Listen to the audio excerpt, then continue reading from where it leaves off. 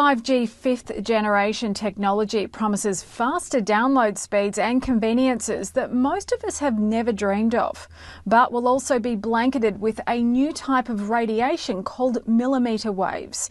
Health experts are warning about the rising risks with a 5G rollout.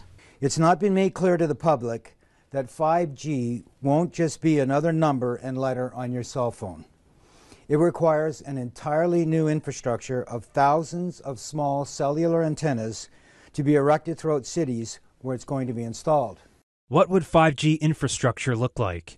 Small cell antennas could be placed as close as every third hydro pole. Scientists from 42 countries are now warning their governments about the emerging health problems associated with wireless radiation. And Canadian doctors and scientists have added their voices.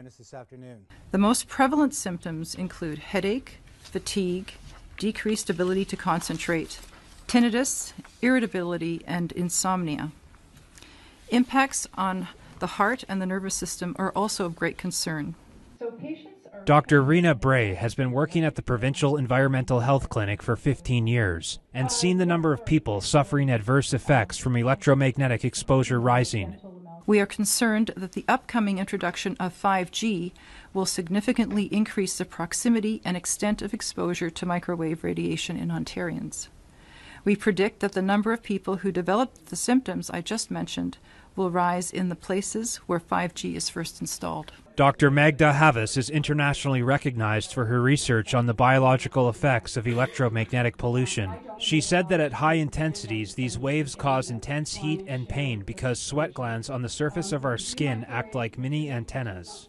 At lower frequencies, scientists are predicting damage to eyes, loss of insect populations which are already declining, antibiotic resistance in bacteria, and physiological effects on the nervous system and on the immune system. Radiation from radio frequencies is classed in the same category of carcinogens as lead.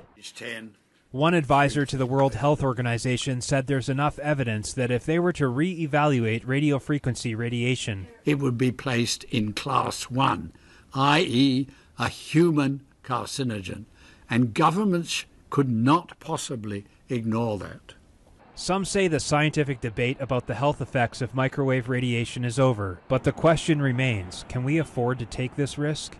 Medical doctors are requesting delayed deployment until testing can be conducted on the long-term biological effects of 5G technology.